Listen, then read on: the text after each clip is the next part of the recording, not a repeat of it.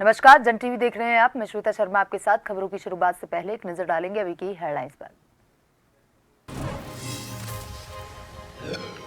बद्रीनाथ धाम के कपाट आज होंगे बंद। गंगोत्री, यमुनोत्री, केदारनाथ के बाद आज बंद होंगे कपाट। इस वर्ष की चारधाम यात्रा का विधिवत होगा समापन।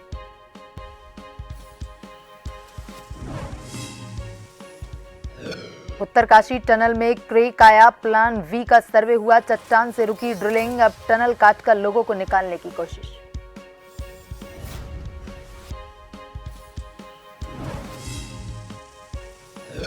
देहरादून में हुई ज्वेलर्स शोरूम में लूट मामले में पुलिस के हाथ खाली। विपक्ष सरकार और पुलिस के कामकाज पर उठा रही सवाल। पुलिस का दावा, 2 आरोपी बिहार से गिरफ्तार।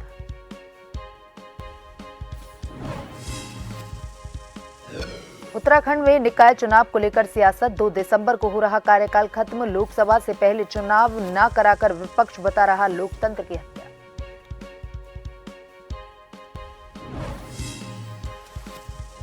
गाड़ियों पर दूसरा कलर करवाने पर गाड़ी होंगी सीज। देहरादून आरटीओ ने दिए निर्देश, गाड़ी मालिक पर भी होगी कार्रवाई।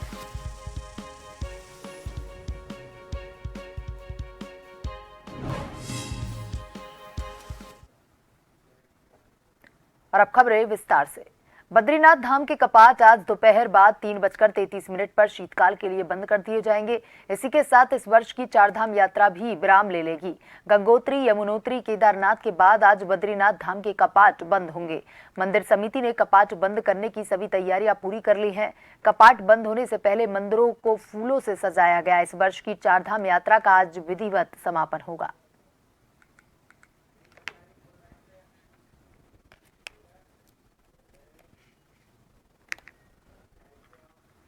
और इसी खबर पर ज्यादा जानकारी के साथ हमारे संवाददाता नवीन जुड़ गए हैं। नवीन, आज बद्रीनाथ धाम के कपाट 3:33 पर बंद होने वाले हैं।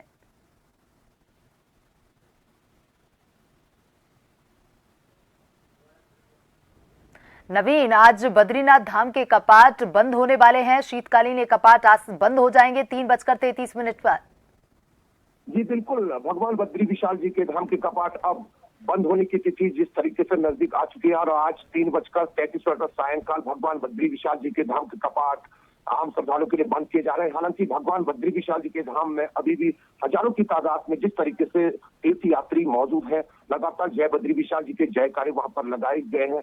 और बड़ी बात यह है कि भगवान बद्री विशाल जी के धाम को इस वक्त रंग बिरंगे फूलों से सजाया गया और सभी पूजा हेतु जो भी कार्य होते हैं वो पूरी कर दी गई है भगवान बद्री विशाल जी के धाम में। जी, तमाम जानकारी के लिए धन्यवाद नवीन।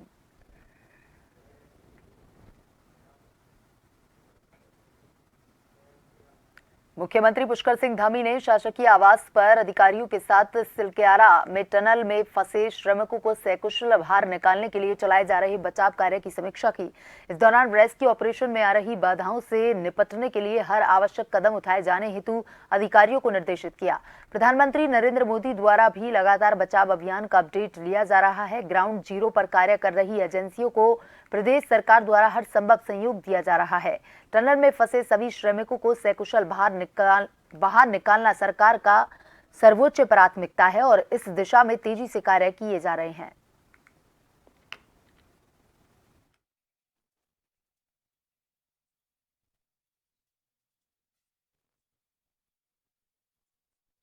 उत्तराखंड के उत्तरकाशी में निर्माणाधीन सिलक्यारा टनल में धंसे और उसमें 40 मजदूरों को निकालने के लिए अब प्लान वी पर शिफ्ट होने का विचार किया जा रहा है। टनल में क्रैक आने से भी अब इंजीनियर्स योजना बदलने जा रहे हैं। अंदर फंसे लोगों को 7 दिन हो चुके हैं। ड्रिलिंग के लिए इंदौर से नई हैवी ऑर्गेन्स मशीन मंगाई गई हैं। इस काम में अब तक 3 मशीनें फेल हो चुकी हैं। टनल का आगे रास्ता ब्लॉक होने की वजह से अब रेस्क्यू टीम प्लान बी पर काम कर रही है। प्लान बी के लिए ड्रिलिंग और एक्सपर्ट टीमों ने शुक्रवार रात को सर्वे किया है। अब टनल को ऊपर से काटकर अंदर फंसे लोगों को बाहर निकालने की कोशिश की जाएगी।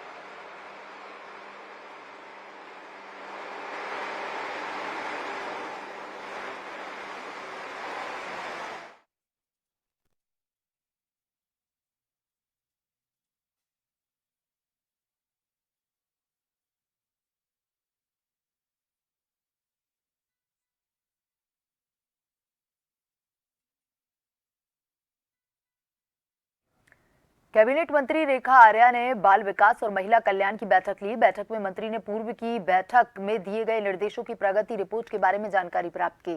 कैबिनेट मंत्री ने अधिकारियों को कहा कि महिला कल्याण के लिए जो लगभग 8 करोड़ धनराशि प्राप्त हुई है, उसके लिए कार्य योजना और जो नीति बननी है वह तैयार करें ताकि महिलाओं के लिए यह धनराशि काम आए। उन्होंने कहा कि अधिकारियों द्वारा कुछ कार्य कर लिए गए हैं, लेकिन अभी भी काफी काम शेष है, जिस पर उनके द्वारा नाराजगी भी व्यक्त की गई है और अधिकारियों से कहा गया है कि जो भी नीति और कार्य योजना बननी है उसे जल्द पूर्ण करें, क्योंकि उनके द्वारा लगभग 1 माह पहले बैठक में यह सभी निर्देश दिए जा चुके हैं। ऐसे में किसी भी बैठक में दिए गए निर्देश का पालन न होना सही नहीं है।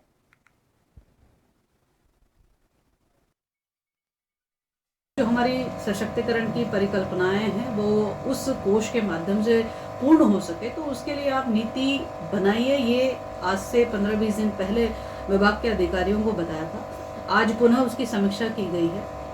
कुछ तैयारियां उनकी ओर से की गई हैं, लेकिन मैंने उनसे नाराजगी भी व्यक्त करी है, क्योंकि समय जो दिया गया था उसके अनुसार उन्होंने अपना पूरा प्रस्ताव तैयार कर लेना चाहिए था, क्योंकि त्योहारों के भी दिन थे, उनका कारण था, जिसके कारण से जो है नहीं हो पाए। लेकिन हफ्ते भर में विभाग को निर्देशित किया है कि उसके अंतर्गत जो है जो महिला कल्याण कोष, जिसमें 8 करोड़ की धनराशि है, तो महिलाओं के लिए जो नीति बननी है, कल्याण कोष के लिए जो नीति बननी है, उसका प्रस्ताव शीघ्र अतिशीघ्र तैयार करें। उत्तराखंड में निकाय चुनाव को लेकर सत्ता पक्ष और विपक्ष दोनों आमने सामने हैं। विपक्ष सत्ता पक्ष पर आरोप लगा रहा है कि वह निकाय चुनाव ना कराकर लोकतंत्र की हत्या कर रहे हैं, तो वहीं सत्ता पक्ष विपक्ष को इमरजेंसी याद दिला रहा है। आपको बता दें कि उत्तराखंड में निकायों का कार्यकाल 2 दिसंबर को पूरा हो रहा है। ऐसे में समझा जा सकता है कि लोकसभा चुनाव से पहले निकाय चुनाव बिल्कुल भी संभव नहीं है। हालांकि इस मामले में हाईकोर्ट में भी सुनवाई चल रही है और पिछली सुनवाई के दौरान हाईकोर्ट ने सरकार और राज्य चुनाव आयोग दोनों को फटकार भी लगाई थी। कांग्रेस प्रदेश उपाध्यक्ष मथुरा दत्त जोशी का कहना है कि आम जनता के लिए विकास का पहला पायदान निकाय होता है, जिसमें ये व्यवस्था दी गई है कि निर्वाचित व्यक्ति ही निर्वाचित व्यक्ति को अपना चार्ज देता है, जबकि चुनाव पीछे हटाकर सरकार ने लोकतंत्र की हत्या करने का काम किया है।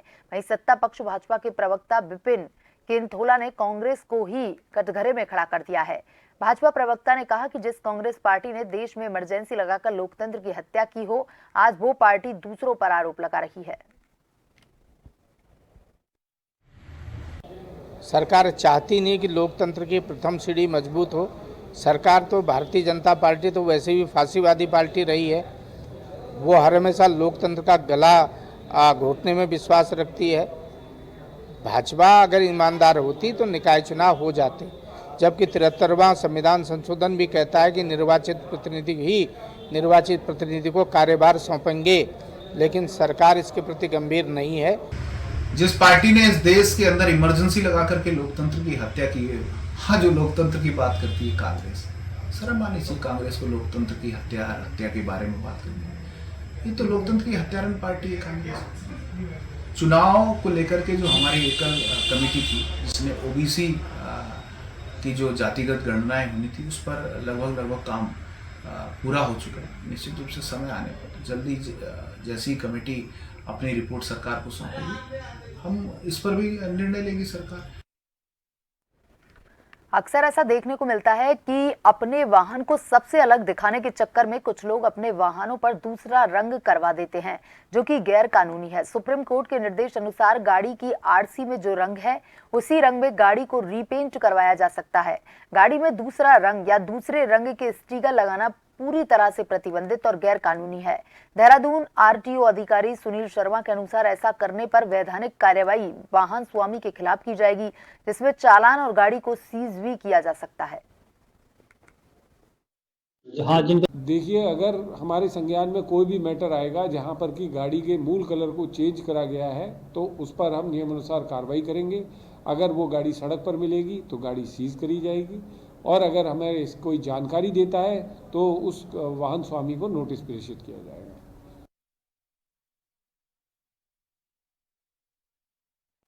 राजधानी देहरादून में 9 नवंबर को रिलायंस ज्वेलर्स शोरूम में हुई करोड़ों रुपए की लूट के मामले में पहले दिन से ही विपक्ष सरकार और पुलिस के कामकाज पर सवाल उठा रही है, जिस पर एसएसपी देहरादून ने विपक्ष को इस पूरे मामले में राजनीति न करने की सलाह दी है। वैसे अपनी जांच के बीच पुलिस ने दावा किया कि जिन लुटेरों ने देहरादून में करोड़ों रुपए की लूट की है, उनके 2 साथियों को पुलिस ने बिहार से गिरफ्तार किया है और उन्हें देहरादून लाया जा रहा है। वहीं मामले में शुरू से पुलिस और सरकार दोनों पर सवाल उठा रही कांग्रेस ने एक बार फिर इस मामले को लेकर पुलिस और सरकार पर जमकर हमले बोले हैं। साथ ही कांग्रेस के उपाध्यक्ष सूर्यकांत धस्माना ने पुलिस को नसीहत दी है कि वह राजनीतिक दल के काम में दखल देने से ज्यादा अपने काम पर ध्यान दे।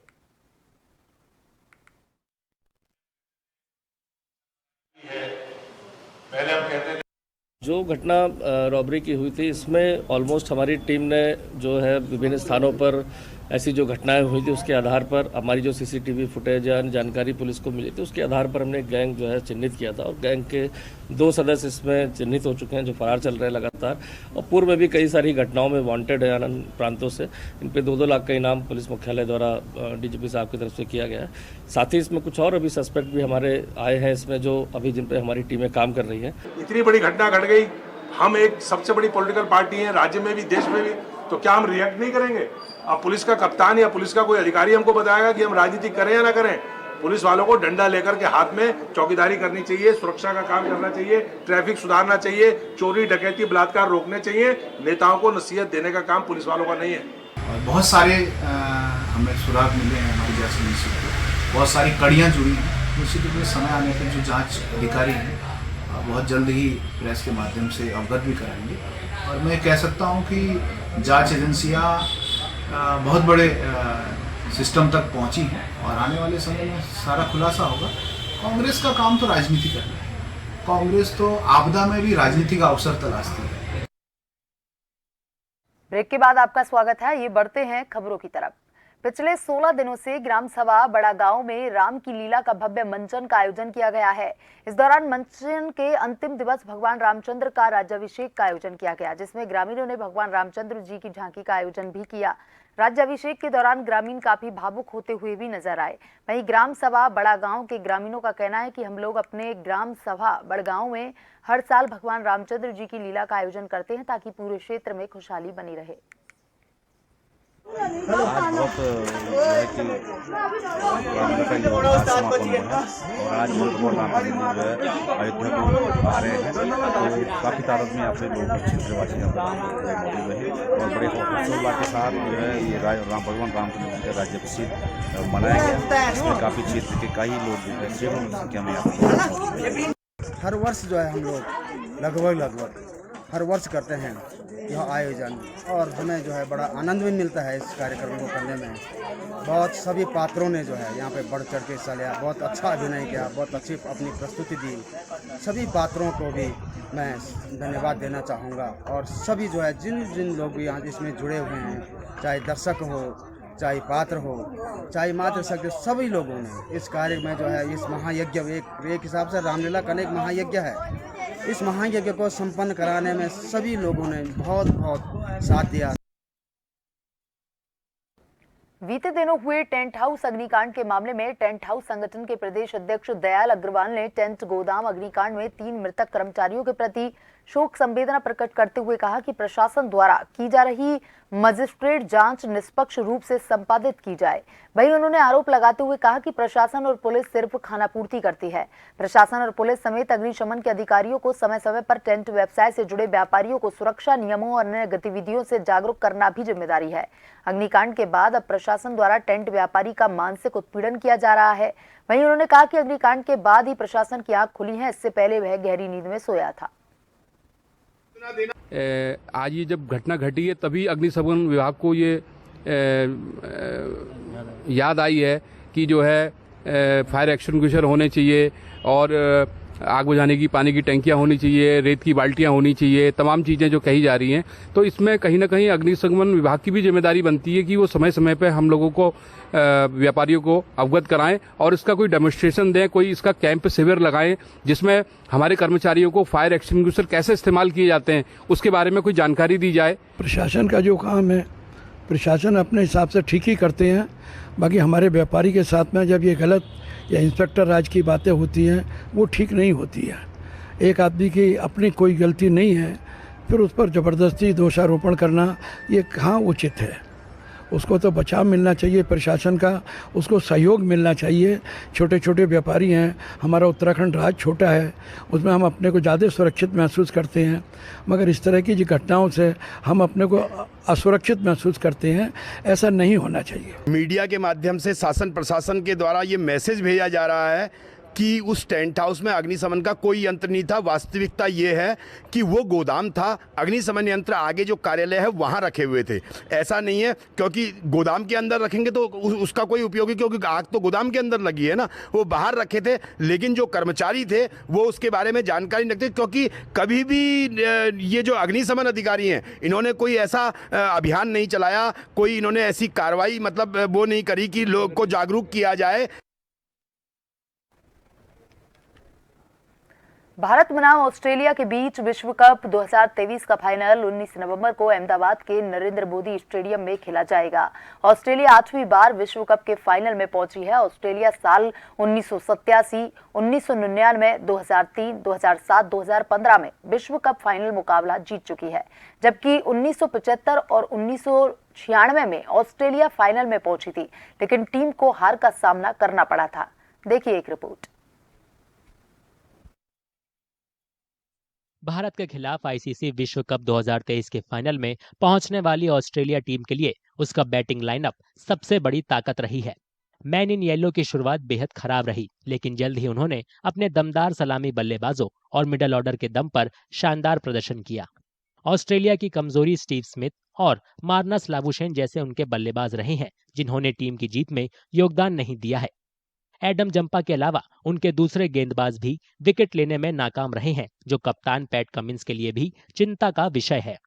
ऑस्ट्रेलियाई टीम को इस बात से आत्मविश्वास मिलेगा कि वो 5 बार की विश्व चैंपियन है। दूसरी किसी भी टीम के मुकाबले उन्होंने सबसे अधिक बार विश्व कप ट्रॉफी अपने नाम की है। इसके अलावा टीम की छवि फाइनल में अच्छा प्रदर्शन करने की रही है। ऑस्ट्रेलियाई गेंदबाज उनके कमजोर पक्ष हैं, इससे खेल उनके खिलाफ हो सकता है, क्योंकि भारत का बैटिंग लाइनअप हर बॉलिंग यूनिट को कमजोर कर रहा है और रविवार के फाइनल में वो सावधानी से खेलना चाहेंगे।